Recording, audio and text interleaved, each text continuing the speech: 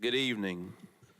I want to welcome everyone to our June 27, 2023 City of Little Rock Board of Directors agenda meeting, where we will set the agenda for the July 11th City of Little Rock Board of Directors meeting. Again, July 11th, we'll be in recess on July the 5th, so we won't return until July 11th. So we'll set the agenda for July 11th today. We'll not be here on July the 5th. A few different things fourth. Yes, fourth, thank you. A few different things before we get started.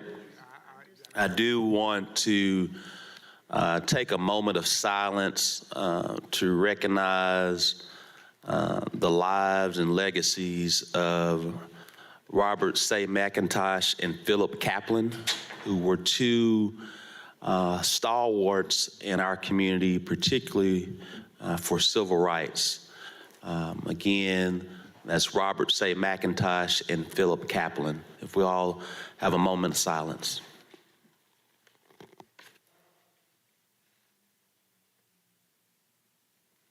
Amen. Secondly, as we know, July the 4th is approaching us. We know it is illegal to pop fireworks in the city limits. Just magically, we tend to still hear fireworks in the city limits. We do know that our officers in the fire department work relentlessly to address that. We do ask residents, we'll be sending out a PSA encouraging residents to please not call 911 for fireworks. We'll have different notification forms for them to send those calls to. We know that's something that traditionally happens. We just want to highly discourage residents from utilizing 911 for fireworks. We want to continue to share that. We'll get out a PSA later this week from that standpoint. That being stated, we'll go directly into our presentation today for the Certified Government Financial Month proclamation. I'll read that proclamation. And I believe we have at least one person here, maybe a few people here. All right. If you all will come to the podium, and then I'll join you shortly after reading the proclamation. We'll make certain everybody, the members of the City of Little Rock Board of Directors, see you all that have come to be recognized as certified government financial managers.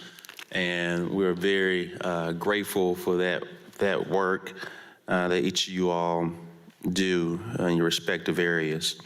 Whereas the Central Arkansas chapter of the Association of Government Accountants is a professional organization belonging to the Advanced Grow Accelerate, which has more than 15,000 members in 100 chapters in the United States, with approximately 185 active members representing state, federal, municipal, and private sector accountants, auditors, and financial managers in Arkansas. Whereas AGA, Central Arkansas Chapter members advance government accountability as AGA continues its emphasis on high standards of conduct, honor, and character in its code of ethics, and as the chapter and its membership serves the residents of Little Rock and Arkansas by mastering increasingly technical and complex requirements. Whereas the Certified Government Financial Manager program of AGA provides a means of demonstrating professionalism and competency. And whereas the certification requires CGFM candidates to have appropriate educational and employment history to abide by the AGA Code of Ethics and to pass 3 examinations requiring expertise in governmental environment, governmental financial management and control, and governmental accounting, financial reporting and budgeting, as well as have at least 80 hours of continuing professional education in government financial management topics or related technical subjects every 2 years. Whereas the Certified Government Financial Manager designation serves as an added assurance to the residents that public dollars are being managed in an efficient and professional manner. Now, therefore, I, Frank Scott Jr., Mayor of the City of Little Rock, Arkansas, do hereby recognize the hard work and commitment of certified government financial managers.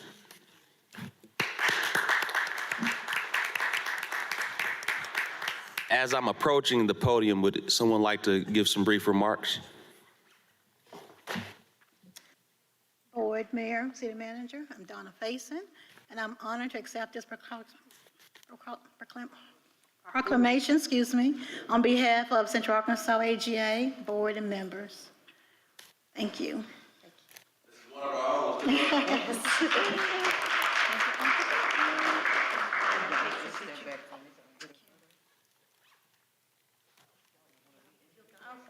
Okay.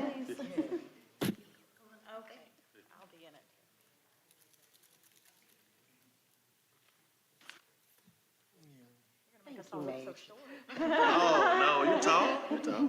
Here we go.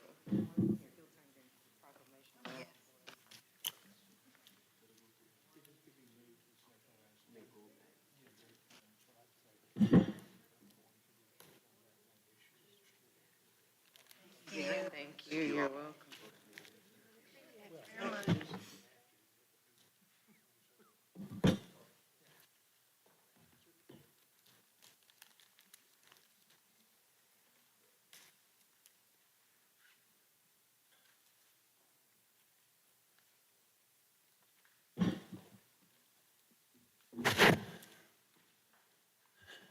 Director Webb, I don't think you were just walking in, but we recognized both Philip Kaplan and Robert St. McIntosh in their life and legacy. Just want to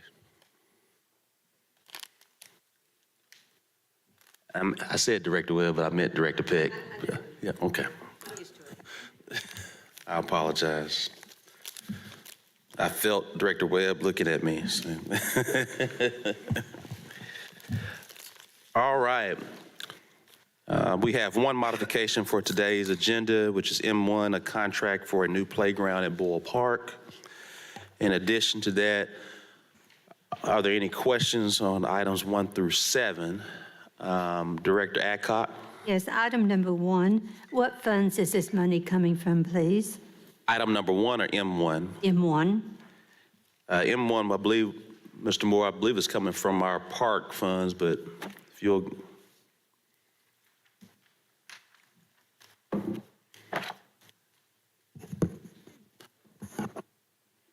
Director Adcock, this is part of our outdoor recreation grant that Parks received, and then the city matched it, and then also from the Parks bond account. Okay, Mr. Moore, is this going to be up there where the old playground was or back on the other side where that newer playground is? I've seen pictures of it. I don't know, is Leland here? I don't think I think it's in the new area, but we'll confirm that. Okay, thank you. It looks great. I wish I could, I should have brought a picture, but I think you all would be very pleased. All right. And then, Mayor, I have a question on item number 7. Your question? Yes, the question is,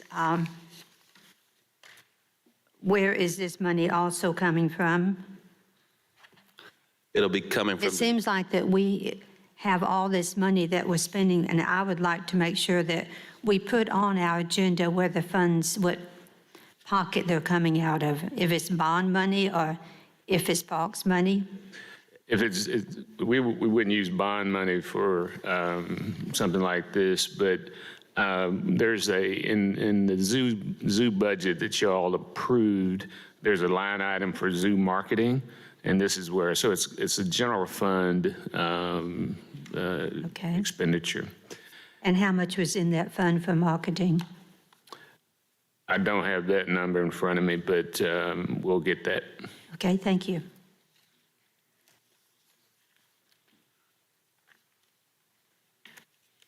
Director Phillips.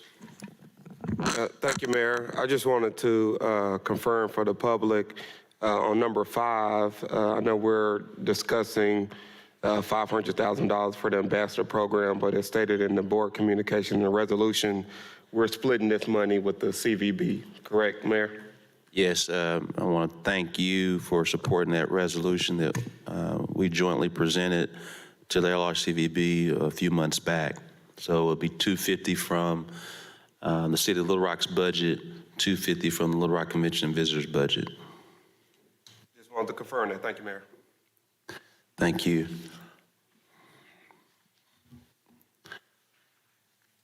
Directors, any questions from items 8 through 11?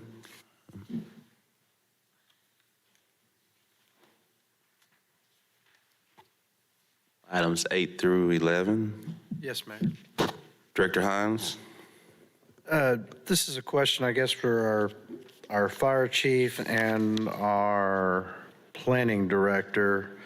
I see that we're updating most of these codes from 2012 edition to 2022 editions or 2021 edition, where the International Existing Building Code.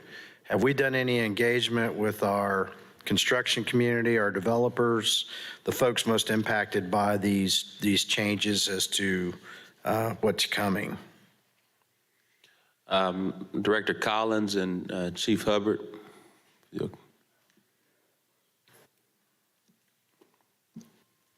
Director Collins first, I guess, from a developer builder standpoint.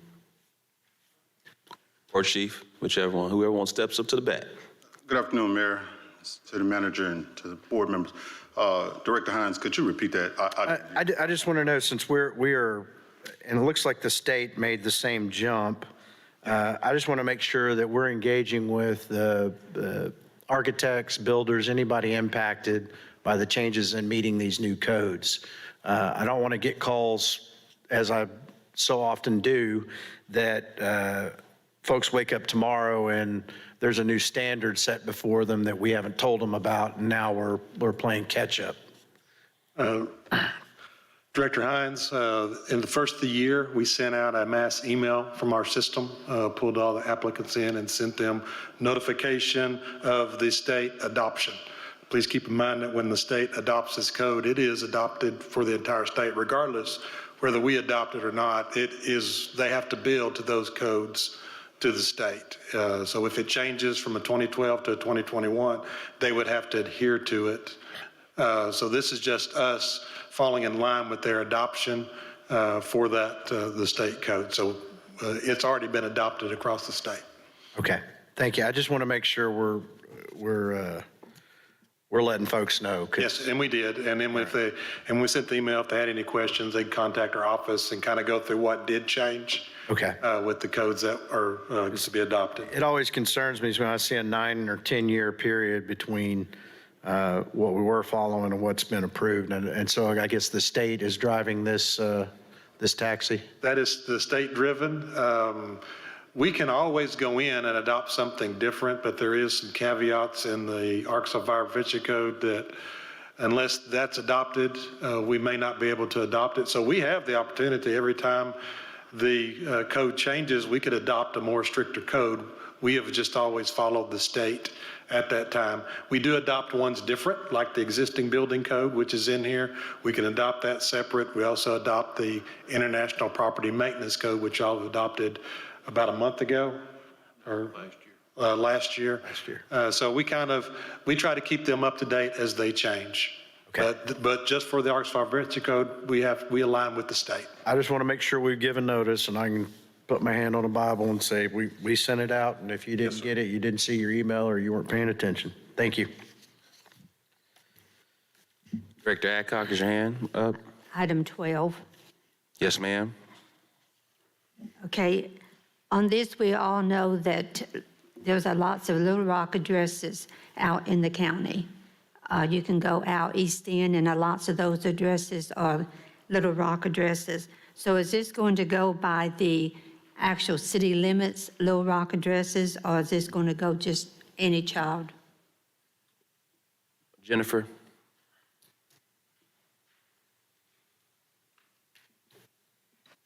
We would limit it to those living in the city limits, and we would outline in the agreement what that geography is for the children to receive the Hey, books. can you tell me why we're doing this and not Central Arkansas Library System? We are doing this because the city understands that it's important students read on grade level by age 3. We need to begin that work well before they enter kindergarten. So we want to make sure the children have access to books.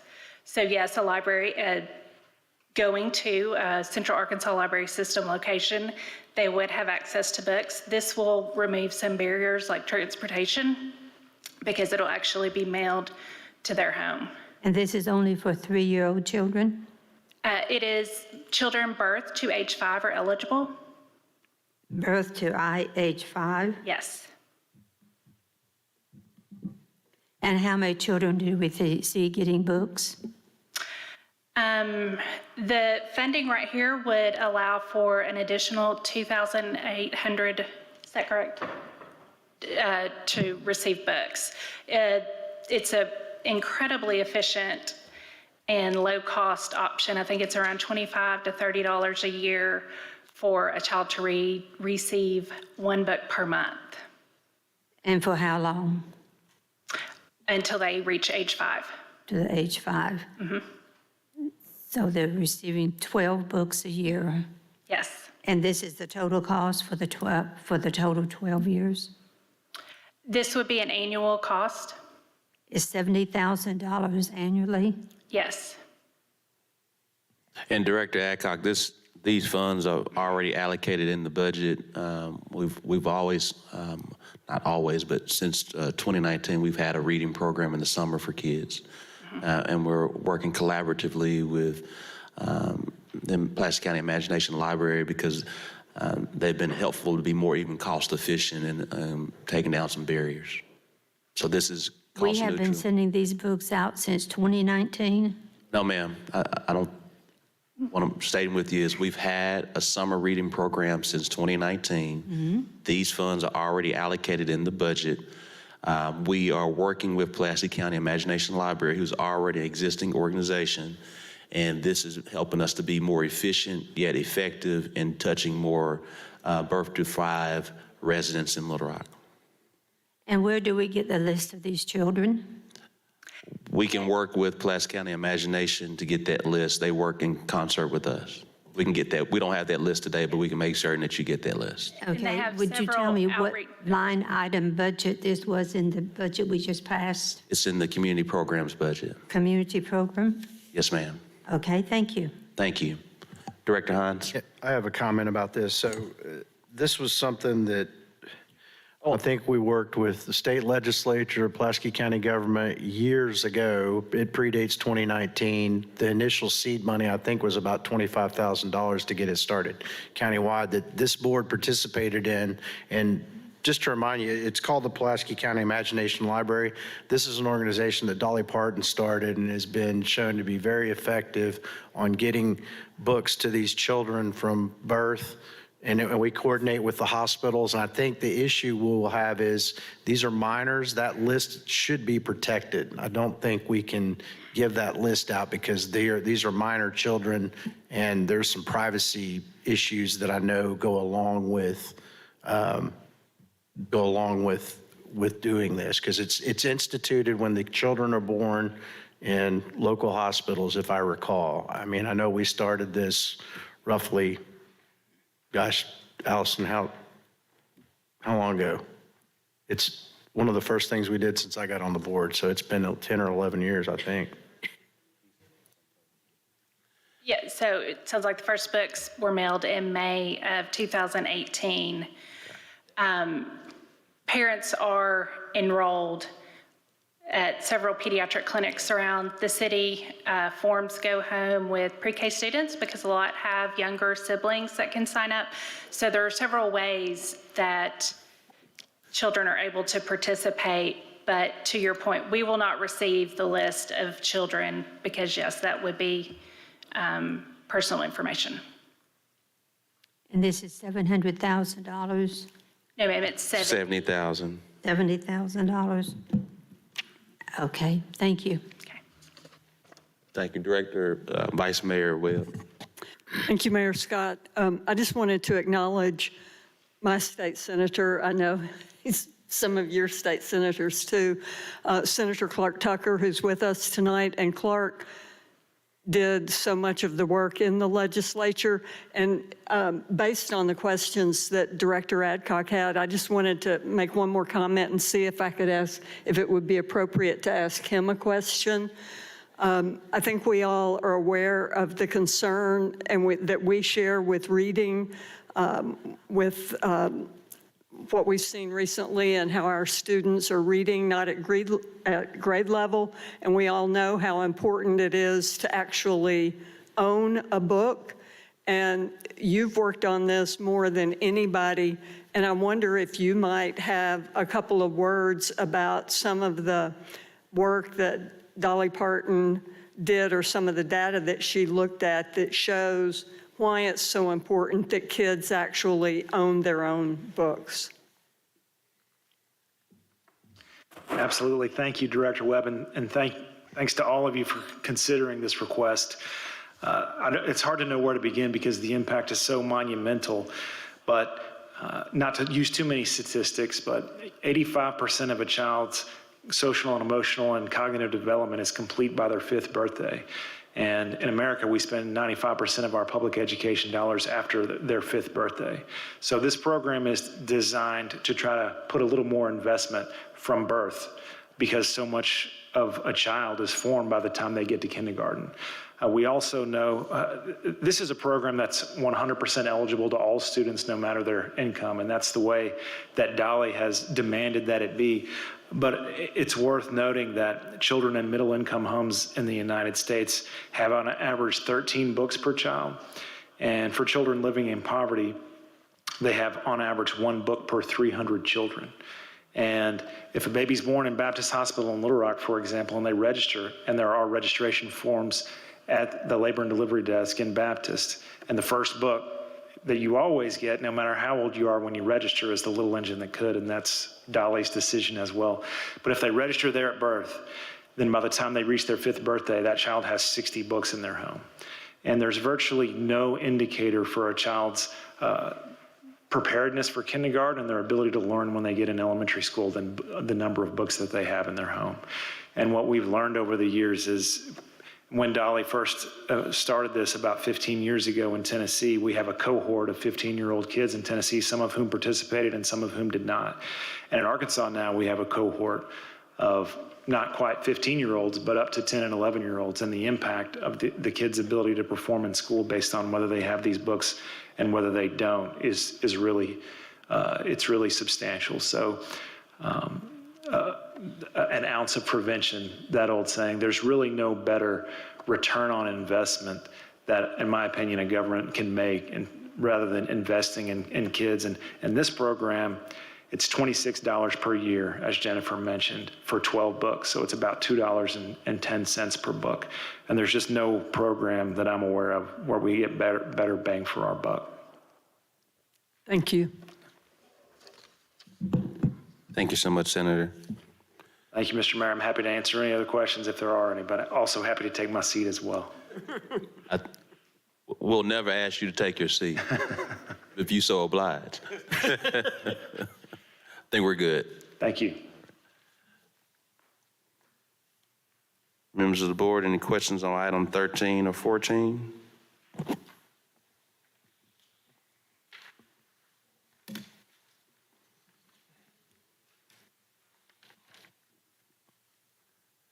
Seeing none, we got a couple more minutes before we break the record. Mayor? Director Phillips? Go ahead, Director Phillips. Yes, Mayor, two things I just want to make clear. I want to wait to the end of the discussion. One, I am a member of the Pulaski County Imagination Board, so obviously I'm supportive, but next week I will not be voting. I will have to recuse.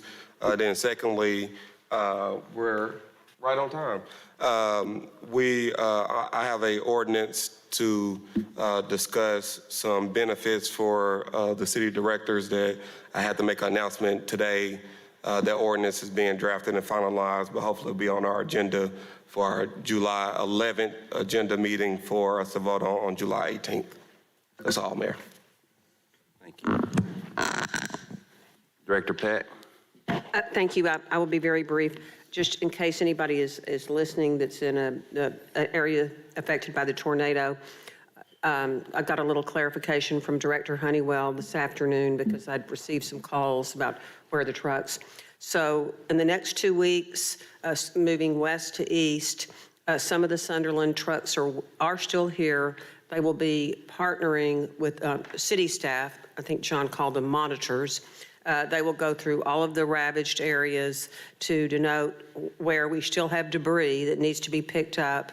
And so if people are concerned and listening, if they will just shoot a text or email to Lance or Kathy or me, just your director, or let someone know so we can get those specific addresses so we don't miss anybody. So they're not gone. We'll still be out there for a couple of weeks. Thank you. Hey, may I ask a question on that? Just one section. Mr. Moore? Mayor, members of the board, as you know, I sent out weekly updates on the less than $50,000 contracts. We are very close to finalizing our contract with United Way to help distribute the money to individuals impacted. Sherry Lattimore in Tom's office feels that that can be done before the 4th of July. So I would like permission to be able to, it will be under 50,000 that we're paying them, not outside of our CARES funds, but I'd like permission to go ahead and be able to execute that contract. Yes. Yes, No objection. yes. Thank you. This is not a vote, and you'll have to reiterate it on the 11th, but yeah. No, I mean, I just asked. Go ahead and do it. Yeah. What you did was right. Tom, you wanted to ask a question? It was to Director Peck. Director Peck, we've gotten some phone calls because of alleged 80-mile-an-hour winds, and I say alleged only because I wasn't here when they went through. And people have lost trees and other things. Is the debris going to be able to deal with those homes that have lost trees or some such? Do you know? I don't know. I mean, Director Honeywell was talking specifically about the March 31 tornado and that debris, so I don't know the answer to that. He's out there. We'll get you the answer, Tom. Any more questions, members of the board? Any more questions, members of the board? Any more questions, members of the board? Meeting adjourned. Oh my gosh, it's 4:32.